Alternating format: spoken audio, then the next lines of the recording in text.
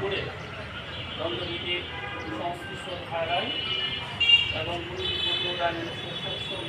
১৪৭ ধারায় অপরাধ সংগঠন করেছেন মর্মে তদন্তকারী প্রমাণিত হয়েছে। এই কারণে জনাব শহীদুল আহমেদ জয় এবং তার মাতা শেখ হাসিনা সহ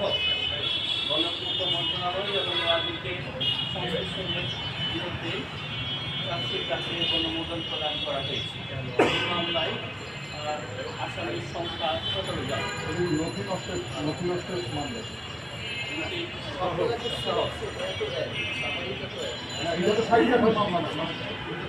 জমির মামলা না,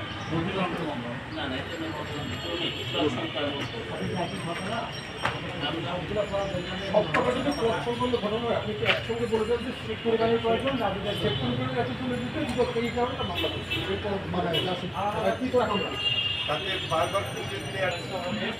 রাজনীতির একটি এলাকায় গোপন করে নির্বাচন আবাসন প্রকল্পে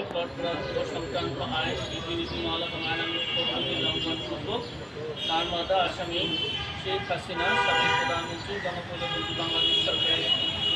সর্বোচ্চ পদাধিকারী এবং পাবলিক সার্ভেন্ট হিসেবে বহাল থাকাকালে তার প্রণোদিত ক্ষমতার অপব্যবহার করে অপরাধজনক বিশ্বাসভঙ্গ তার মাধ্যমে প্রকল্পের বরাদ্দ বিষয়ক দায়িত্বপ্রাপ্ত গণকর্মচারী রাজুকের সংশ্লিষ্ট কর্মকর্তা এবং গণপূর্ত মন্ত্রণালয় গণপূর্ত মন্ত্রণালয়ে সংশ্লিষ্ট কর্মকর্তাদের যোগসাজশে পূর্বাচল আবাসন প্রকল্পের অতি মূল্যবান কূটনৈতিক এলাকায় ২৭ নং সেক্টরের ২০৩ নং রাস্তার প্লট নং ০১৭ আসামি জনাব সাহেব নওয়াজের নামে বরাদ্দ নিয়ে এবং বাস্তব দখল বুঝিয়ে নিয়ে প্রতারণামূলকভাবে গ্রহণ প্রদান এবং বেআইনি অনুভূতি প্রদর্শনের দ্বারা বর্ণিত আসামিগণ অপরাধ সংগঠন করেছেন মর্মে তদন্তকালে প্রমাণিত হয়েছে। তাই তাদের বিরুদ্ধে দণ্ডবিধির সংশ্লিষ্ট ধারা ধারায় চার্জশিট দাখিলের অনুমোদন প্রদান করা হয়েছে।